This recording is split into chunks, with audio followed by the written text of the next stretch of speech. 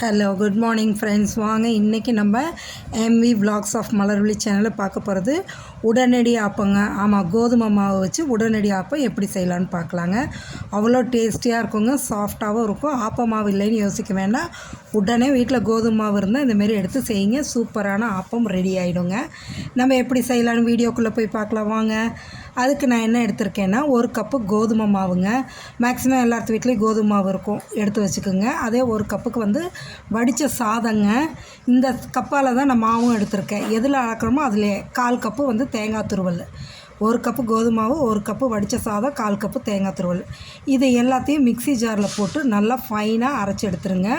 நல்லா ஸ்மூத் பேட்டராக வரணுங்க. அந்த பேட்டர் நல்லா ஸ்மூத்தாக இருக்கணும். பாருங்கள், இந்த அளவு அரைச்சி எடுத்து ஒரு கிண்ணத்தில் ஊற்றிக்கிங்க. ஊற்றிட்டு இதுக்கு தேவையான அளவு உப்பு போடணுங்க. இந்த மாவுக்கு தேவையான அளவு உப்பு போட்டுக்குங்க. உப்பு போட்டுட்டு கொஞ்சோண்டு அதாவது ஒரு 1/4 ஸ்பூன் கம்மியாகவே பேக்கிங் சோடா போட்டுக்குங்க. இதுக்கு பேக்கிங் சோடா மஸ்ட்டுங்க. ஏன்னா உடனடியாக ஊற்றுறங்காட்டிக்கு நீங்கள் ஃபர்மெண்ட் பண்ணி ஊற்றுற மாதிரி இருந்தால் தேவையில்லை. ஆனால் நம்ம உடனடியாக ஊற்றணுன்னா இந்த பேக்கிங் பவுடர் கொஞ்சம் போட்டு கொஞ்சம் தண்ணி அது மேலே ஊற்றுங்க. ஏன்னா அந்த baking powder baking soda activate ஆகிறதுக்கு.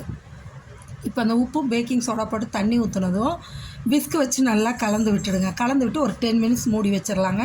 இதை மூடி வச்சுட்டு நம்ம தேங்காய் பால் ரெடி பண்ணிட்டோன்னா அதுக்கப்புறம் நம்ம ஆப்பம் ஊற்றிடலாங்க. நான் இன்றைக்கி இது நான்ஸ்டிக்கில் தான் ஊற்றியிருக்கேங்க. நீங்கள் இரும்பு கடாயில் கூட ஊற்றலாங்க, சூப்பராக வரும். இப்போ மாவு போரிங் கன்சிஸ்டன்சி இந்த அளவு இருக்கணுங்க. பாருங்கள், இப்போ வானல் காஞ்சதுக்கப்புறமா நல்லா சூடேறினதுக்கப்புறம் ஊற்றி அப்படியே எடுத்து லேசாக சுற்றி விடுங்க. சுற்றி விட்டிங்கன்னா சைடெல்லாம் நல்லா மெலிசாகவும் நடுவில் நல்லா உப்பலாகவும் வரும். அதுக்காக ஊற்றி விட்டு மீடியம் ஃப்ளேமை வச்சு சுற்றி லேசாக எண்ணெய் ஊற்றிடுங்க. எண்ணெயை ஊற்றிட்டு ஒரு மூடியை போட்டு மூடிடலாங்க.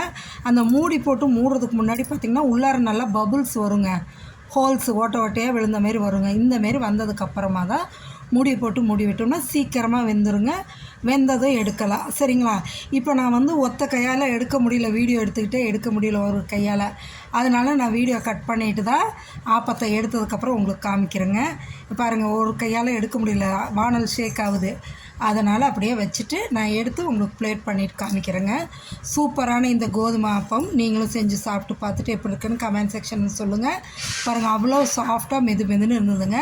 இந்த கோதுமை ஆப்பத்துக்கு தேங்காய் பால் வச்சுருக்கேங்க, நாட்டு சக்கரை போட்டு வச்சுருக்கேன்.